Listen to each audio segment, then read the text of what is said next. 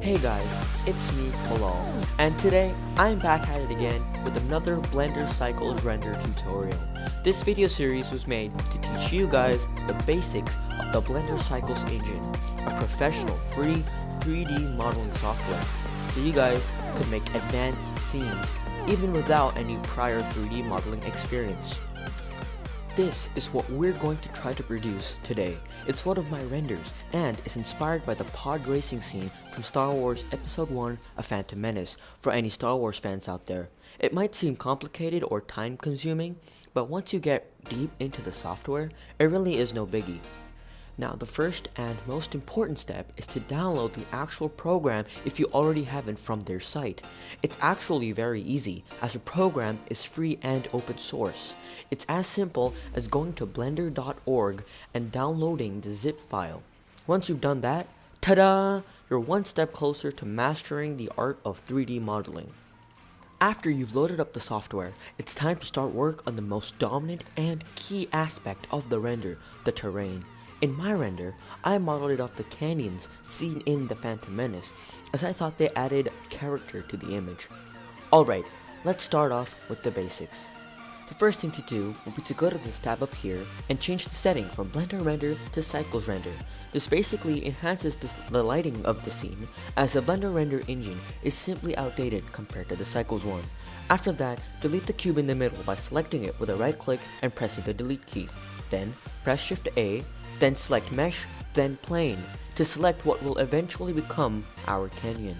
Select Scale it with an S key, then using the blue arrow, move it up a bit to get rid of that annoying grid. After that, subdivide the plane to create faces within faces by selecting it, pressing Tab to go into edit mode, then pressing the subdivide button on the side. When done, go to the bottom taskbar to click on the vertices selection tool.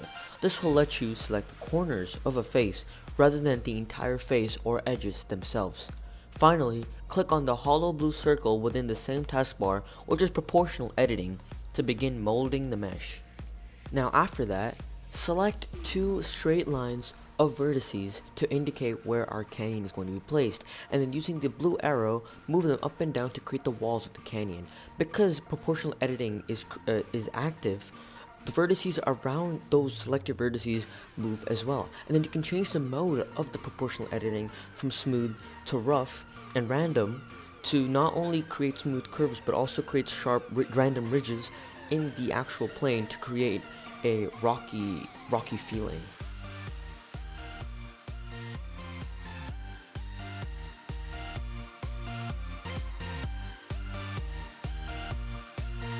After you're done playing with those new tools, you should settle on a setting that fits your vision for this artwork.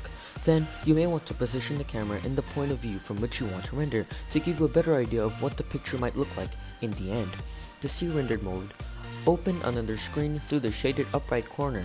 Then, change the view mode to rendered to show you what all the lighting, materials, and textures would look like together in the final picture. Congratulations! Because step 1 was just completed. Let's go! Now, to add the backdrop to the scene, the mountain. The process is very similar as it uses the same proportional editing principles used with the canyon.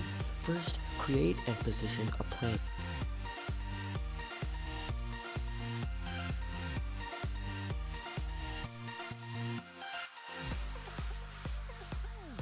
Then, subdivide it into many faces as done before. Then select a vertice which would act as the center of the mountain. With smooth proportional editing, create a smooth hill for the sharp mountain to stand on. Then, with random editing, raise the mountain into a peak with sharp edges. Now that was quick, wasn't it? On to step 4 we go. Now we will start on the most advanced part of this course, creating the materials and textures for this render. What these do is basically give color to the object, otherwise the render would just look stale and boring. To do so, go to the materials icon here, then create a new material. Go to the lower screen here and change the mode to the node editor. This is where we create the material. The diffuse shader is the main input for color, but we need to give the color a bit of variation. Otherwise, it would just be one shade of color throughout the entire object. To do so, we will add a texture, specifically the Voronoi texture. This way, the color will have a nice pattern to it. After that, add a color ramp to change the black and white into actual colors. In this situation, I would choose a brownish gray to represent the rocky terrain.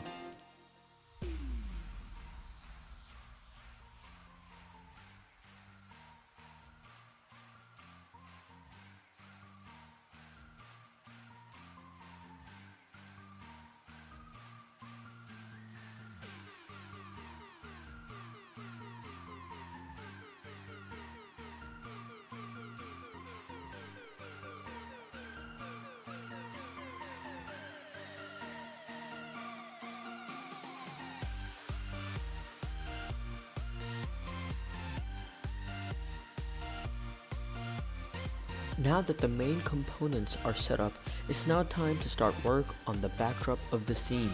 In my render, I chose a solid, untextured purple as the background because it feels unique and different. Along with that are two suns with a gradient texture to mix with the color of the sky.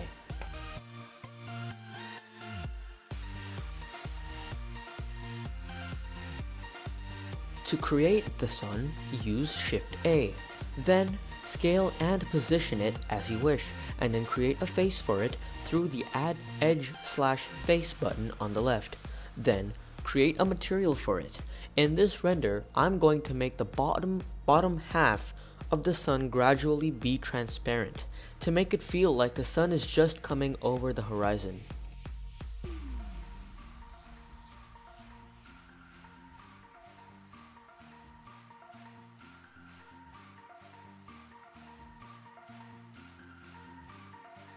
To create the transparent gradient material, we must add both the diffuse shader and the transparent shader. Then, to make them work together, we must connect the two into a color ramp. Then we can change the settings on the color ramp to change how much of the sun would be transparent and how harsh the fade from diffuse to transparent would be.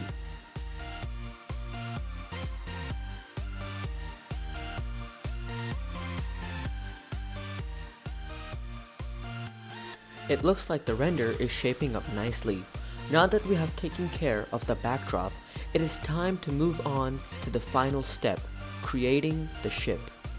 The main ship in question here would be the Dune Speeder. Along with the render itself, art from the Phantom Menace heavily inspired me to create a ship of this kind, a small capsule being dragged by two huge engines. It obviously isn't as detailed as the one from the movies, as this render has a beginner-friendly, low-poly art style to it. First, Shift A and create a cube to start modeling the engines. Scale and position the cube wherever you want in the scene. I'll place it near the beginning of the canyon so it can be the focal point in my shot. After that, enter edit mode through the tab key to start moving the vertices here and there. It was important for me to reflect the design off of modern turbine engines, but give them a sci-fi twist. Add a diffuse material to give the engines a color, and another material, this time using an emission shader to create an engine glow at the back of the turbines.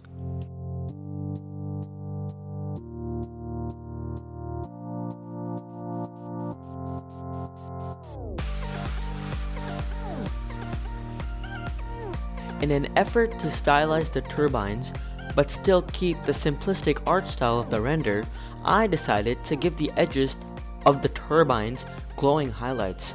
To do this, first make a copy of the turbine, then without moving it, go to the wrench icon and create a modifier.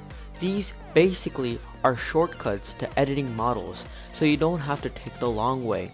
The one we will be using today would be wireframe, which reduces the mesh to its edges, giving a skeleton or wireframe look of the mesh to play around with. Scale the thickness of the edges a bit, and then apply an emission shader to the edges to give it its glow. Now, finally add a cube and then scale and position it just behind the engines. This will act as the pilot pod. In the movie, it's depicted to be very compact, and so will follow a similar design process here. Then, apply the main body material to the pod, and then perform the wireframe modifier to it. Finally, join the three objects into one so you can create the ropes that would attach the pod to the engines. Go into edit mode, and then create an edge in between the vertices on the pod and on the engines. Extrude the edges in any direction with the E key, and then apply the now produced face with the emission material. Guess what? The majority of the render has been completed. Now, the only thing left is to initiate the render sequence. This is when the computer takes in the input from the camera and converts it from a studio file into an actual JPEG. To do this, move the camera around the scene into the desired location. Then, go to the camera tab on the right, change the aspect ratio to 4K, and then click the render button. You should get something like this as a result. It's a bit different from my old render, but even then, everyone's try would be a bit different each time. I hope this tutorial helped you in your journey in understanding the ins and outs of Blender. See you soon, modelers.